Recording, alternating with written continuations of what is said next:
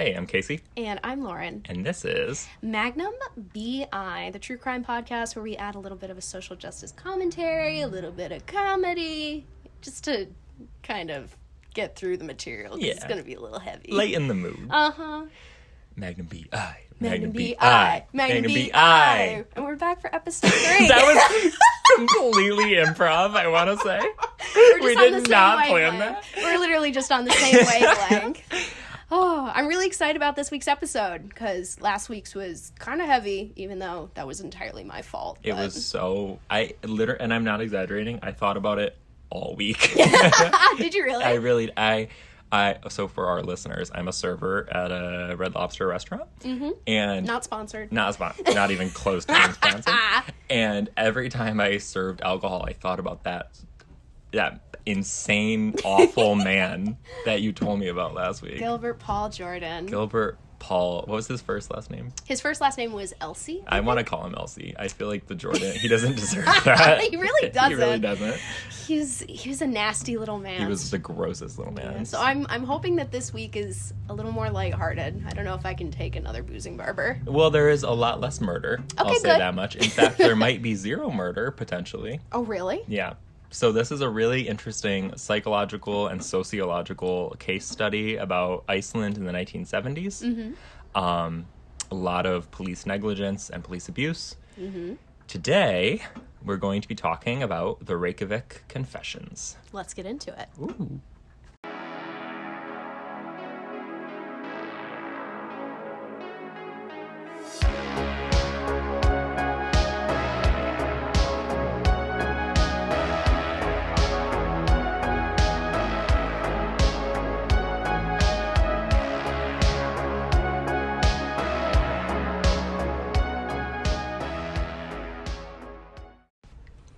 So our story starts in Reykjavik, Iceland in 1974. Okay.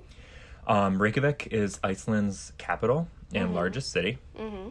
In 1974, when this takes place or begins, Iceland had a population of the entire country of Iceland had a population of about 218,000 people. So for context, Rochester, New York... currently has a population of 206,000. So just like a few thousand less than the entire country of Iceland. Are you serious? Yeah. And Iceland's huge, right? It's like big. Bigger than Rochester. Yeah, it's significantly, yeah. But then I also have in my notes, imagine if the entire population of Rochester was on a Nordic island. Oh my God. That's a reality show. That would be crazy. Yep, just waiting to happen. Uh-huh. So in Iceland, because it's so small, at this time, there's 218,000 people. Everyone knows everyone, especially because the majority of the population is concentrated in very few communities across the southern coast. Right. I watched a really good documentary about this case called Out of Thin Air. It's a 2017 documentary. And throughout it, they kept referring to Iceland as the village of Iceland. Oh. Because it feels like a village. It's just so small. A lot of people are related. It feels like a big family. Oh, this is giving me like Roanoke vibes. Yeah. No. Oh, yeah. Okay. It's like a little culty, I guess. Okay, I don't know. Okay. So some fun Iceland facts. Oh. All right, go for it. If you abide by speed limits, you can drive the perimeter of the entire island in less than 2 days. What? Yeah. What? Mm-hmm. Couldn't do that in Rochester. No. Iceland has some of the most active volcanoes in the world. Ooh. Iceland has the most writers per capita of anywhere in the world. Oh my God, Casey, you should move there. Right. I mean, kind of my calling. But, 1 in 10 Icelandic people will publish a book. Holy cow. Mm-hmm. That's an incredible ratio. I know. Isn't that crazy? Yeah. Historically, because Iceland has such long and dark winters, storytelling became a really important and treasured part of their culture. Oh, that's makes sense. Fascinating. Yeah. And surnames are not passed down between generations like they are in most Western cultures. Right. But the child's surname is their father's first name with either son or daughter afterwards. Huh. So, like, for instance, if a man named Eagle had a son named Gunnar, the son's full name would be Gunnar Eagleson. Oh, yeah. That makes sense why there's so many Nordic names that are like Ericsson or something like that. No, because that's it, yeah. Oh, Or if Eagle had a daughter named Helga, the daughter's full name would be Helga Eagle's daughter. Like that? Just like that? Yeah, just like that. Okay. Pronounced exactly how I said it. Just like that. Which leads me into my disclaimer. Mm-hmm. Icelandic names will almost certainly be pronounced incorrectly here. And I'm sorry to our fervent Icelandic fan base. Yep. But also, small trigger warning, this episode isn't super trigger heavy, but there are many instances of police negligence and abuse, and there is a mention of a suicide attempt toward the end. So just keep that in mind. Mm-hmm.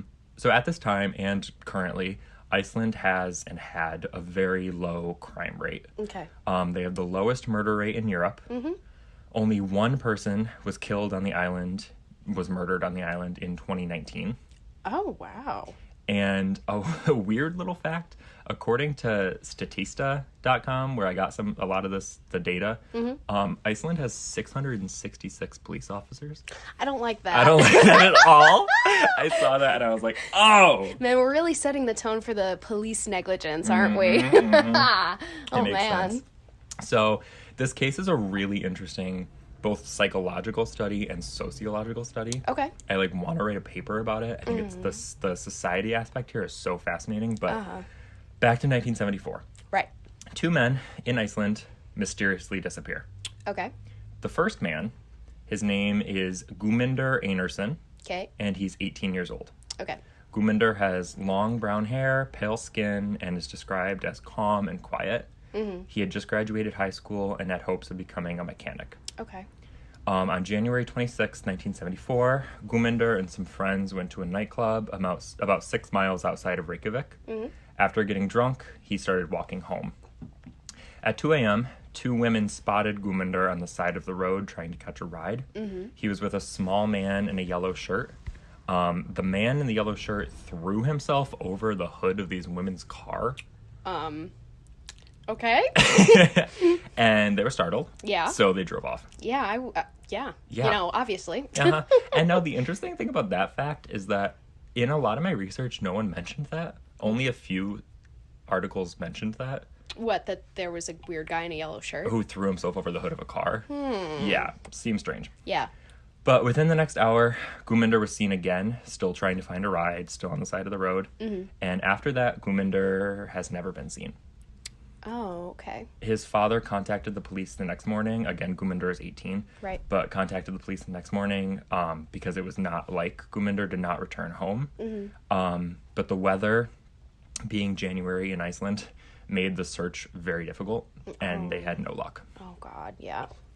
About 10 months later, November 19th, 1974, a 32-year-old construction worker named Geirfinnur Einarsson is at home with a friend watching TV. They have the same last name because we talked about how they get their last names, right.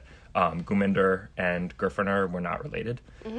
Geirfinnur lives in Keflavik, which is about a 45-minute drive to Reykjavik. Around 10 p.m., Geirfinnur and his friend leave the house to meet someone at a cafe. Okay. On the way there, Geirfinnur tells his friend that he, quote, should have brought a gun to the meeting.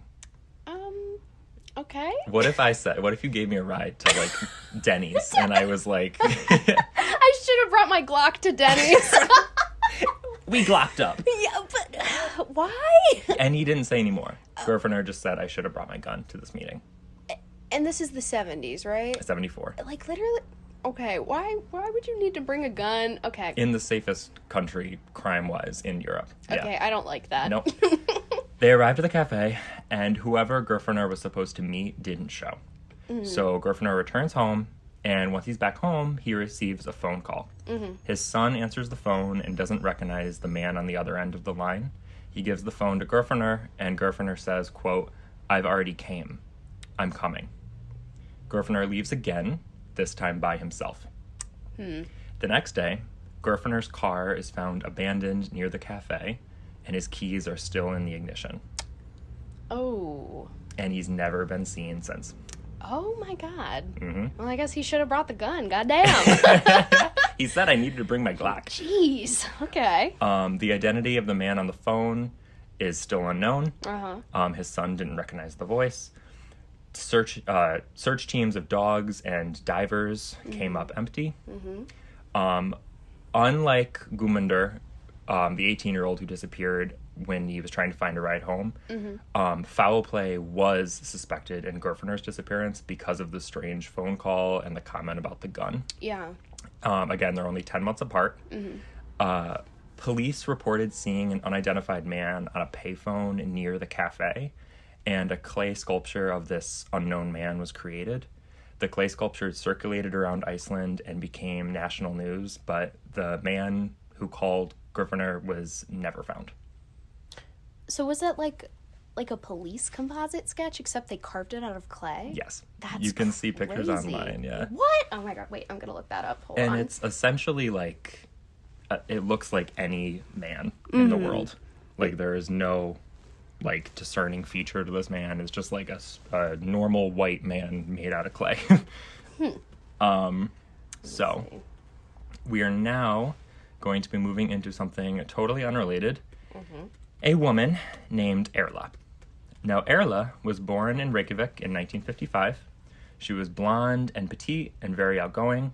She moved around a lot in her youth and lived in the U.S. for some time before returning to Iceland.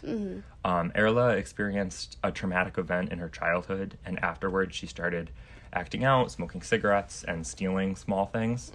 Erla was very much influenced by the youth movements of the U.S. and elsewhere, and was sort of like a hippie adjacent. Okay. And this is like a theme that, again, I said this is like a really interesting sociological study that'll come up again.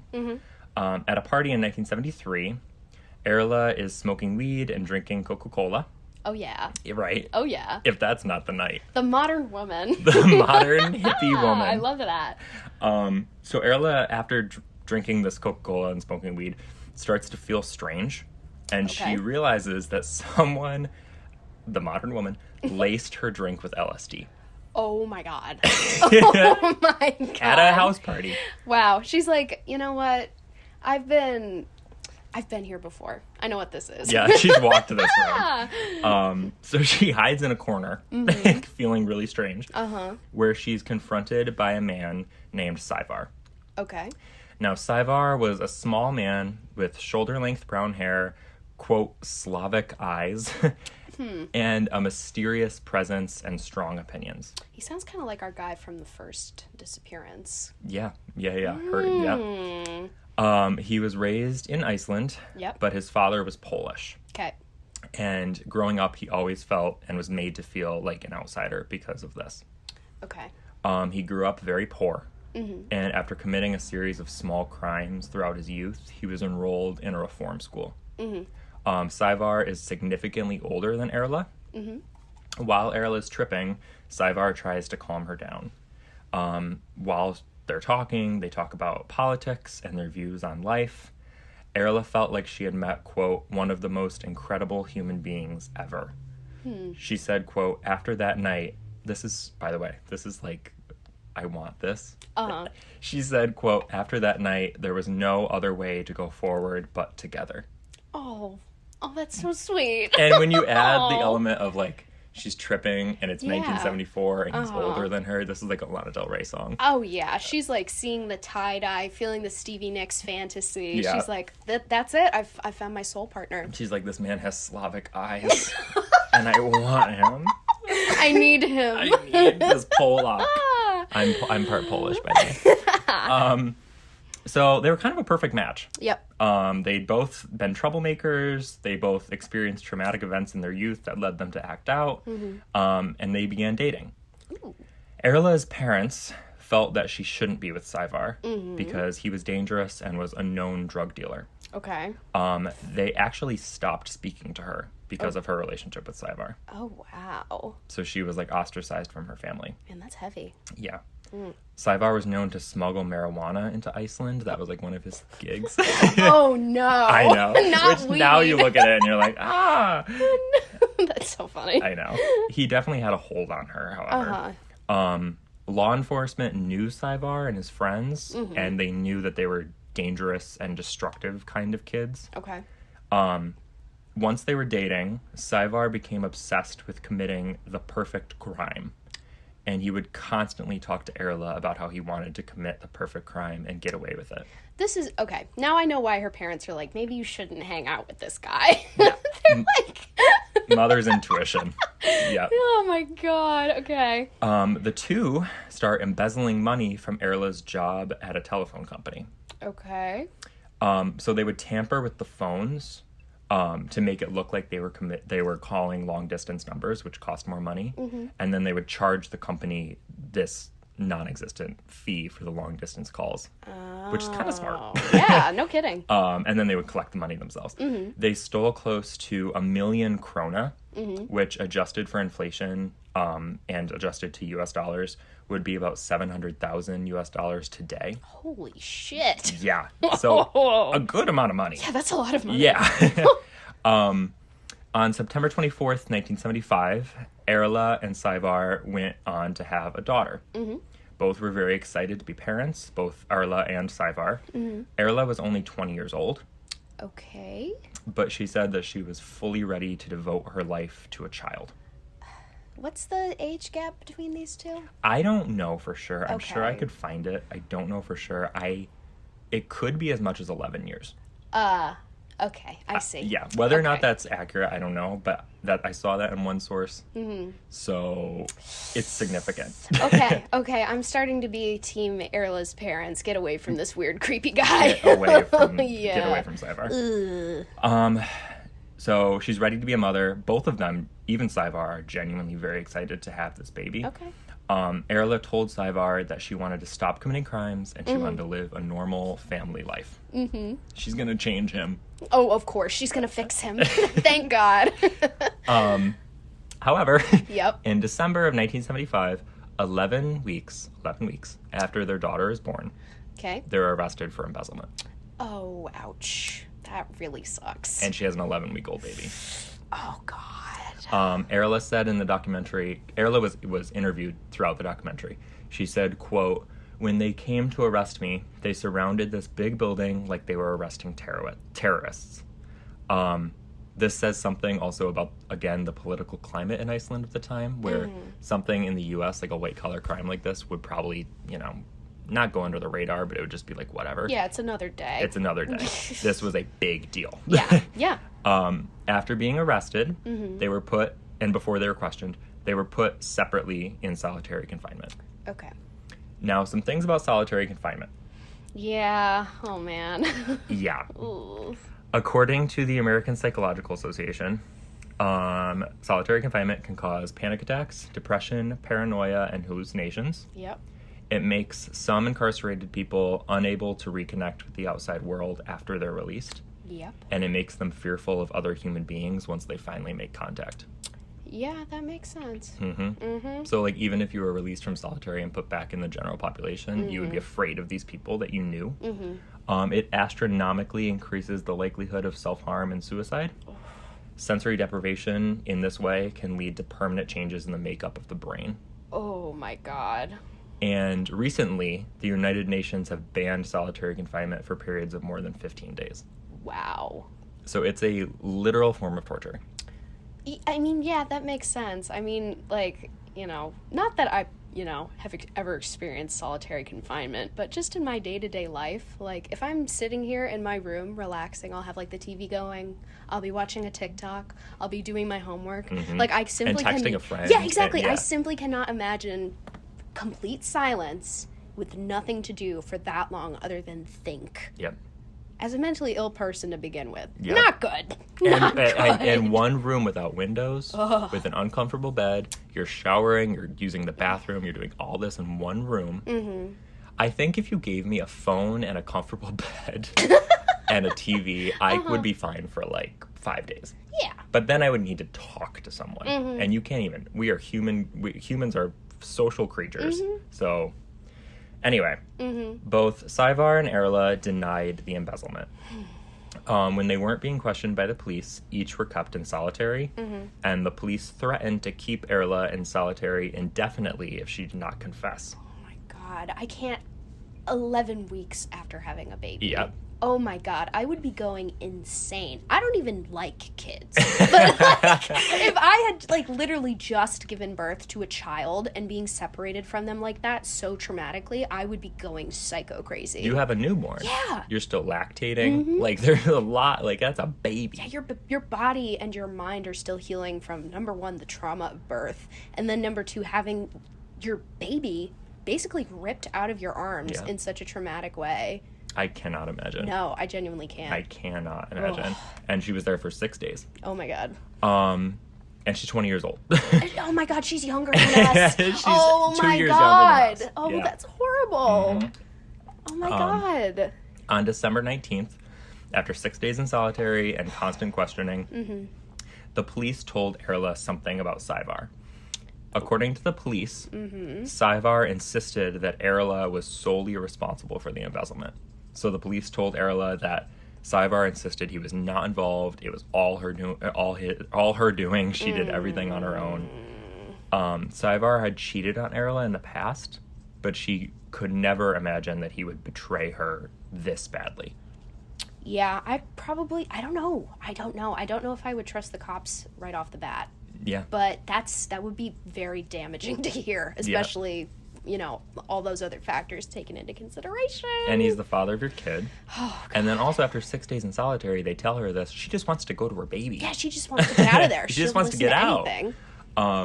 So after she learns about this betrayal, she confesses to the embezzlement. Oh my God. And Erla told them everything, not just about their fraud, but about all of Savar's involvements with drugs and everything else. Wow. Oh man, they got her. They got her. Shit. After Erla was confessed, she was released. Okay. The police said, "Oh, by the way, do you know a man named Guðmundur Einarsson?" Oh, we're circling back around. It's full circle. Okay. It's full damn circle. Erla says, yeah, she'd met him at a party before, and she remembered him as being a really nice guy. But they didn't keep in contact, and they were never close. So she didn't even know he was missing. That's so interesting. Why are they asking her about that? Yeah. Interesting. Now, it's not super weird that she knew Guðmundur and she knew the name because, again, Iceland's a super small place. Small island. They're around the same age. He's 2 years younger than her. Yeah, there's probably one high school on the entire island, right? I'm sure. They're all in each other's business. You're like, oh yeah, I know Guðmundur and Guðmundur's brother and Guðmundur's second cousin, et cetera, et cetera. And they all have the same name. Yeah. Do you mean Guðmundur 1, Guðmundur 2? The police press her for hours and hours and hours about what she was doing on the weekend that Guðmundur disappeared. Right. This is almost 2 years have gone by. Okay. After hours of interrogation and the previous 6 days spent in solitary confinement, Erla mentions a nightmare that she once had, which might have been on the weekend of Guðmundur's disappearance. Okay. Erla says that before she had this dream, she'd been out with friends. After returning home and going to sleep, Erla heard whispering voices outside of her window. The voices were Savar, who was legitimately out of the country at this time, and some of his friends. Okay. She woke up to find that she had wet the bed. Okay. And the voices weren't real. It had just been a dream. The police, however, are like, no, that happened. Excuse me? But it was just so traumatic that your brain is making you think it was a dream. Wait a minute. Wait a minute. How did the police know that that's real? They don't. Yeah, they're gaslighting her. They're gaslighting what? her. And they say, well, if you can't remember whether or not it was a dream, I have an idea on how we can make you remember. So they put her back in solitary. No. No. Absolutely not. So that's she horrible. went from being released to go see her baby to going back in solitary. Oh my God. And they're like, oh yeah, we'll make you remember. Clang, doors closed, go back to solitary. Yep. That's so fucked. So after more days and days in solitary and days of questioning, she replayed this nightmare in her head over and over and over. Oh my God. And Erla finally convinced herself that this dream must have been real, and it must have occurred on the weekend that Guðmundur disappeared. Oh my God. The police write up a confession. Oh my God. And in this confession, Erla says that she saw Savar and 2 other men carry Guðmundur out of the house wrapped in a bedsheet. Erla signs the confession. Oh my God. Of course she does. They put all of these words in her mouth. Oh my God. Yeah, this is giving me, well, I don't know. I guess it would be like a flash forward technically if we're going timeline wise, but that just immediately made me think of the Central Park 5 again, where they're like completely feeding information to children, basically. Like, this girl is younger than us. She's in a really vulnerable situation, and she just wants to get home. Yeah, to she see has her a baby. Oh my God. And again, when she's not being interrogated, she's in solitary. Yep. And they've told her that she might be there indefinitely. Until she gives them the information they want. Yeah, the information that they are essentially that they're making manipulating. up. Yeah. Oh my God. So the police take Erla's signed confession to Savar. He's interrogated for 16 hours over the course of 2 days. Oh my God. 10 hours one day, 6 hours the next. Oh my God. 10 hours in interrogation. And he eventually confirms that, he was involved. This is true. Hey, after 10 hours, I would probably admit to anything, as long as I could get out. Just get out. Oh just my God. go. Savar says that on the night that Guðmundur disappeared, Guðmundur and 2 other friends were at Savar's house. They were drinking, and an argument broke out, which resulted in Guðmundur's death. Savar then, after Guðmundur died, called another friend to bring his car and help. So Savar and these 3 other men dismembered Guðmundur's body and drove it 15 miles out of town to dispose of it. Savar names these other 3 accomplices as his friends Kristján, Tryggvi, and Albert. Each of these men are found, arrested, and thrown in solitary. God. Erla is released. You know, I'm not Team Savar. I'm also not team police, because literally what the fuck are these cops doing? There's no proof that Savar and Guðmundur even knew each other. Of course, yeah. Like, There's no proof. They're pulling this out of thin air. Completely. They're like, oh, we have someone here that's a criminal. You know what else he did? Crimes, probably. Yeah. I think he did this one. After oh my God. months of intense interrogation, broke up by solitary confinement, each of these men, Savar and the 3 men that he named, confessed to being involved in Guðmundur's murder. But the timeline never makes sense. Of course not. Every time the suspects were interviewed, their stories became more jumbled and bizarre. Also, Erla mentioned being awoken by voices outside her window, not drinking and hanging out with a bunch of guys. Not to mention, Guðmundur, a well-behaved and quiet 18-year-old, probably wouldn't have been hanging out with and getting in fights with and drinking with a group of older petty criminals. Also true, yeah. Yeah. And between every interrogation, again, each of the suspects are kept in solitary. Jeez. Months? Months. I'll get to the final tolls of days later. Oh my God. It's crazy. Oh my God. Ugh. Oh, and by the way, the police are like, hey, what about that guy named Geirfinnur? Oh my God, they're trying to blame them for everything. They have these 2 unsolved disappearances that happened within 10 months of each other, and they're like, here, we have a group of guys we can pin them on. Oh my God. Wow. In January of 1976, Savar gave a statement that he saw Geirfinnur on the night of his disappearance. Meaning, again, he was not only involved in Guðmundur's disappearance, but also Geirfinnur's. Oh my God. Savar says that he and Geirfinnur were involved together in an alcohol smuggling scheme, where they brought alcohol over boats into the island. Oh my God. Can you imagine? They're literally like, I think 1 degree removed away from like Nick Cage, Let's Steal the Declaration of Independence. Lemon juice. Literally. Oh my God. Yep. Savar says that he, Erla, and Kristján, who is one of the men that he named and is in jail, met Geirfinnur at the cafe where he disappeared, and then went to the docks. Okay. They took a boat out to sea, where they got in an argument, and Geirfinnur drowned. Oh. After this new confession, later that year, police also arrest another man named Guðjón, who is actually one of Savar's old teachers. So Savar named Guðjón, who was his old teacher, as someone involved in this murder, quote-unquote murder. So we have Goofinger.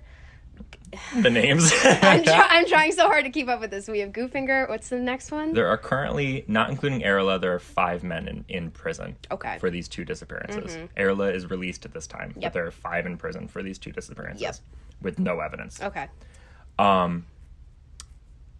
So, Erla, because Savar says that she was involved, is arrested again. Oh my god.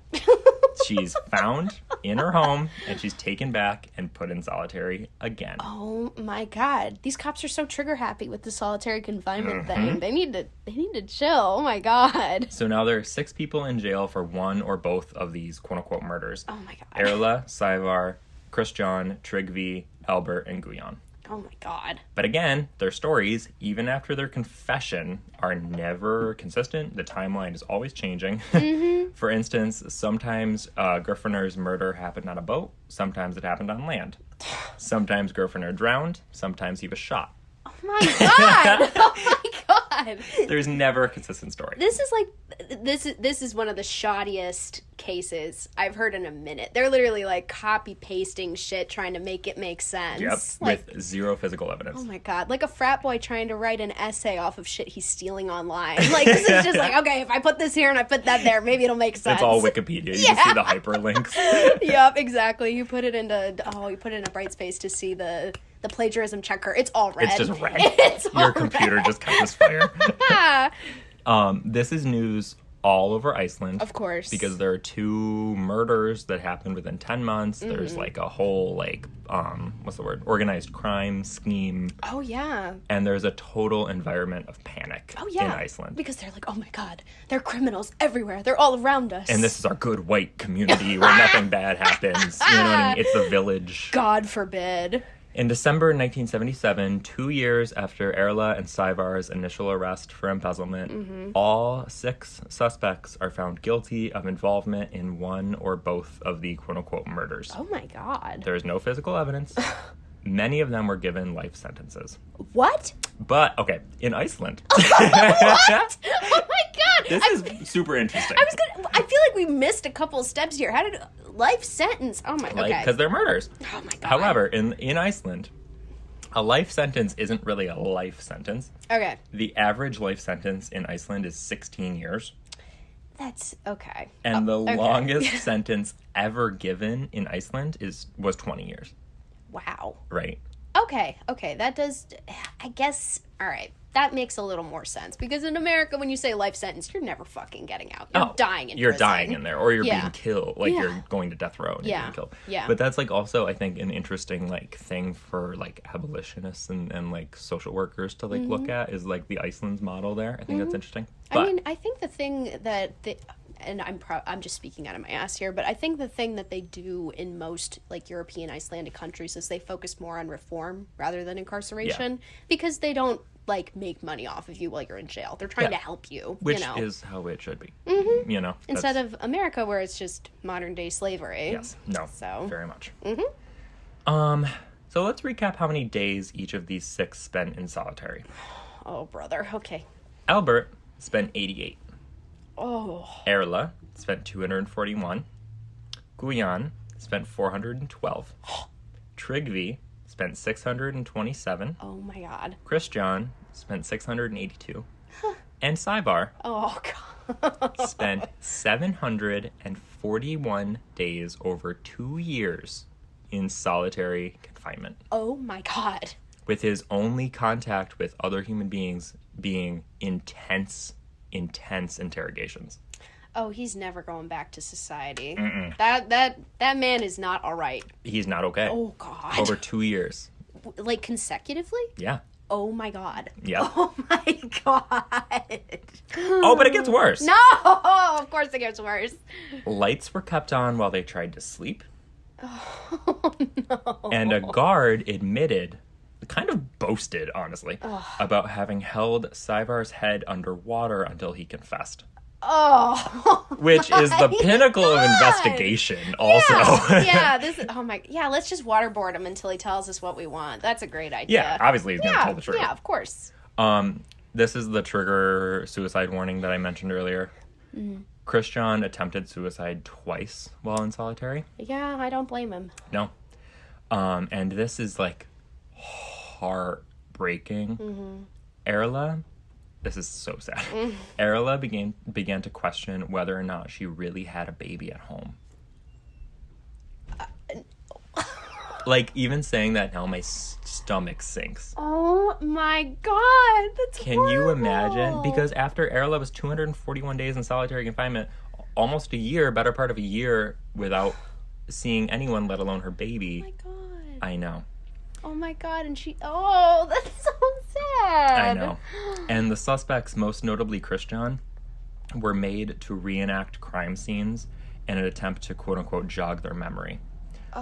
So, like, they would, like, make Christian, like, strangle a police officer. Like, they would make them reenact these things. Oh my God. Which is a proven tactic psychologically to trigger false memories.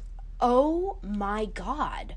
And also, my God. Who wouldn't remember committing 1 or 2 murders? I think I would remember. Wouldn't you? Yeah. Oh my God. You would remember that. Oh my God.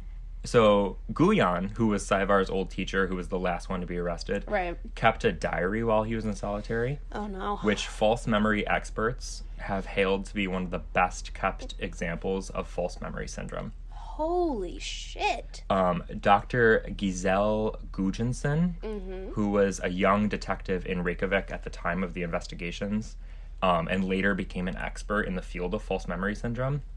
He's also the author of The Psychology of False Confessions, 40 Years of Science and Practice. Right.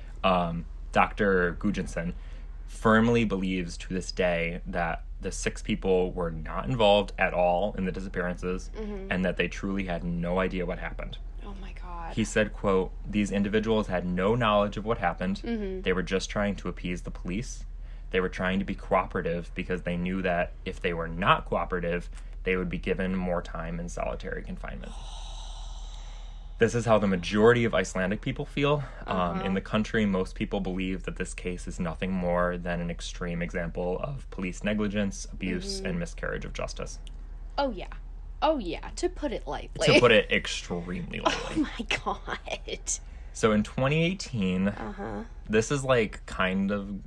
It's good news, but it's not good news. In 2018, Icelandic courts acquitted all 6 in their involvement in the disappearances of Guðmundur and Geirfinnur. Finally. However, oh no, all 6 had already served their sentences. So they had already, like, been in jail. With quote-unquote life sentences, most of them. Oh my God, so, like, how many years were they in jail? I don't know. Max 20. Okay, so they'd already been in jail for 20 years. For 2 decades. And then the cops are like, you know what, let's just blot that out on your permanent record. You can keep the trauma, though. Yeah. Sorry. Sorry about our that. bad. Yeah. That's so awkward. Oopsie. Sorry. Guðjón moved to Denmark to study theology and then moved back to Iceland and became a priest. Albert worked in construction. Tryggvi worked in a ship factory. Christian had trouble finding and keeping a job following his release, and he was reincarcerated after a domestic abuse charge. He recently died. Oh, jeez. Saivar became an alcoholic and lived in Colorado and Denmark, where he could assume some anonymity and had 2 sons. He died in 2011. Erla, our girl Erla, Oh, God. still lives in Iceland and has been extremely public about her experience. Again, she was interviewed throughout this like documentary that I watched that was amazing. She is often recognized in Iceland, and it plays a really big toll on her. Wow. And we still don't know what really happened to Guðmundur and Geirfinnur. Yeah, I mean, it happened in the 70s. Like, any kind of, physical evidence at this point is definitely done for. It's done. Completely done for. Jeez. Guðmundur, who was the 18-year-old, likely wandered off while he was drunk and became a victim of the elements, either the January snow or the lava fields that were nearby. Oh, thanks, Iceland. Yeah, right? Seismically active. You love that. According to the Reykjavik Grapevine, since 1945, 120 people have disappeared in Iceland without a trace. That's spooky. That's spooky. It's spooky. But when you think about... I mean, it's an island. The elements. The elements, the winters. And because disappearances are so common, they often appear in Icelandic legends and folklore. Right.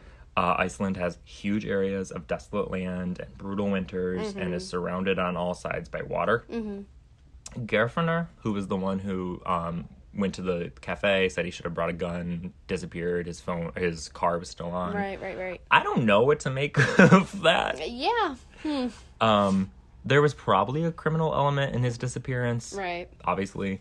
The case was actually reopened recently with new evidence that on the night of his disappearance, 2 unidentified men were seen carrying a limp body onto a ship. Oh, wow.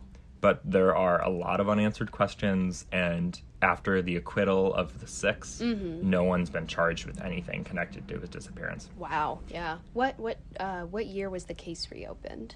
2018. Wow. Like a few years ago. Like very recently. That's crazy. Yeah. So you have to wonder, and this is where our sociological study comes in, if disappearances are so common in Iceland, why were the police so insistent on making an arrest relating to these 2 cases? Yeah. So, okay. Casey's taking a deep breath, gearing up like, you're not even ready. Let's go. Here comes my PhD dissertation. I'm ready.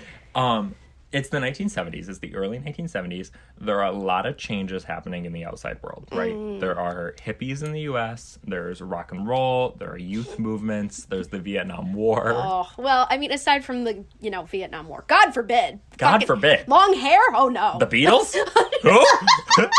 There's one of them named Ringo. I almost spit my drink. Good God. They have mustaches.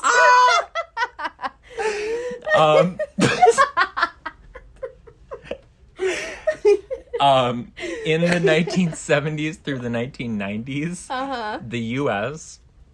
saw a spike in violent crime. So I feel like this might have led Icelandic police to become really paranoid and wanting to like nip it in the bud. Oh, yeah, you're so right. And there are other examples in like Asian countries, I know in Japan for sure, of really violent crimes happening after the U.S. saw a spike in violent crime and them like calling it like a U.S. fever kind of thing. Oh, yeah. Yeah. And there's just like a lot of change happening in the world, and the world is under a lot of pressure. It's really intense. And Iceland, they kept calling in this documentary, is a village. It's this place where everyone knows everybody. Everyone's white. Savar is an outsider. He's half Polish. So there's like some xenophobia happening. Oh, yeah. Erla is a woman, is a new mother. They're young. There's like some ageism happening there. Like I think it was just kind of this like really perfect combination of things where when they found these people who are committing crimes and they're scared of crime becoming commonplace, they just wanted to like wipe it out. Oh, completely. Dr. Gazil Gudjonsson, who I talked about earlier, the false memory expert, said that the police were under intense pressure to solve this case. And someone in the documentary Out of Thin Air that I watched called it public hysteria. And said, quote, this is like such an interesting quote, said, quote, the big bad world was knocking at our door. That perfectly sums it up. Oh, I have chills. Oh my God, yeah, because you go from like, I'm just, imagining like Hans Christian Andersen fairy tale, a perfect little hamlet with like these picturesque mountains and nothing bad ever happens until the big bad wolf shows up. 2 people go missing and they're like, oh shit. Yep. Oh my God. And there are these guys, one of them being an outsider, quote unquote, who are involved in crime, who are potentially dangerous, who are bringing drugs into the country. And it's like, oh, well, we got to stop it in its tracks. Make an example. Oh, wow. So now they're all out of prison. Some of them are dead. Most of their lives are ruined forever. Yeah. They spent the better part of 2 decades for a crime they didn't do. And years in solitary. Yeah, oh my God. And that's the Reykjavik Confessions. Wow. Holy shit. It's a sad one. Yeah, that is extremely depressing, but really interesting. Thank you. Oh my God. Yeah, I mean, I didn't know literally anything about this going into it, so that was crazy. Thanks. You're welcome. The main sources I used outside of like census stuff were BuzzFeed Unsolved. I love BuzzFeed Unsolved. Oh, me too. BuzzFeed Unsolved did an episode called The Suspicious Case of the Reykjavik Confessions. Kaylin Lois, a true crime podcast, she has an episode called Iceland's Reykjavik Confessions. And the 2017 documentary Out of Thin Air. Nice. Yeah. Well, thank you, Casey. That was was really good. Yeah. Oh my God. I'm really liking the like unsolved murders mystery thing we've got going on with your cases. That's been really interesting so far. I have a lot more of them that I could pull out of the hat. Out of the hat. Out yeah, of the I bag. didn't know where I was pulling them out of. Hopefully nowhere nasty. Yeah. Anyways. Clean them off a little bit. Oh, I did end up looking up the clay sculpture of the guy from the beginning. What's his name? Is it Guminder? Gerfinder. Okay. Okay. They kind of did him dirty with this clay sculpture. Unless he looks exactly like this, in which case they did a great job. But we don't know what he looks like, so... He literally looks like a Ken doll from the 70s. Yeah, it looks like even the hair. Like any man. It looks like any man from the 70s, yeah. Like, my mom, of course, has a bunch of dolls and stuff from when she was growing up, and, you know, I'm not going to tell a lady's age, but she does have some that look very similar to this, like, down to the hair and the nose, like, everything. It's 1974 Ken. But, I mean, it's not a bad sculpture. It's not unflattering. It's just this could be, like, literally any white guy. Yeah. And it never brought up any leads, so I understand why. I fully understand why. Well, I mean, you know, props to the sculptor for trying. Let me tell you. He did a good job. Gave it the old college try. Oh, okay. So, what is your case for next week, Lauren? So, since Gilbert Paul Jordan was... it was pretty nasty. It was the worst thing I've ever heard. I'm going to be real. Oh, thank you. No, I'm kidding. Since Gilbert Paul Jordan was really gross, I'm going to do one that's not quite as intense, but it's you know, based on the subject material of our podcast, it's still going to be a little heavy. It's going to be a case study into a woman by the name of Belle Gunnis. And in my little notes app thing I have here, I'll give you a little preview. She is the OG gold digger. So we're going to dive into that next week. That's going to be good. I know. I'm excited to tell you about her. She's a crazy lady. When I was, like, obsessed with The Sims 3, which, okay, that's a whole nother podcast. But I was going to say, we should do a case study on you. Let me tell you, 25-generation family tree. Oh, my God. I used to do this thing called the Black Widow Challenge, where you would try to marry as many men and then kill them for their money. Oh my God, you're gonna love her. I'm gonna love her. You're gonna love her. I'm gonna relate to her. But anyway, we've now gotten to the point in the podcast where I try to guess Lauren's middle name. Yes. I know it starts with a B. Mm-hmm. I've tried Brenda. I've tried Bernadette. Yep. I've tried Beverly. Yep. I've tried Beatrice. Yep. And we're at this point again where he looks deeply into my eyes and tries to see it. Because she looks deeply like a Lauren. Like, Lauren makes sense for you. Thank you. Bella. No. Come on! Maybe you'll get it in episode 4. Who knows? It probably won't. It really probably won't. It's probably something so insane. But... I mean, I'm not going to tell you what it is, and I made sure that none of my other friends are going to, so I guess you'll just have to guess next time. I hate the power you hold over me. I like it. It's kind of fun. Well, thank you all for listening. Yeah, thank you guys so much. I hope you're enjoying this as much as we are. We are having so much fun. Yeah, it's been really good. It's been a lot of fun getting to do this podcast with you. And I'm having a great time. Woohoo! Yeah. And I currently have a rat, one of Lauren's rats, crawling up my leg. So. Liar. We will see you next week. Yeah, thank you guys so much for listening. Magnum B.I. Bye. Bye.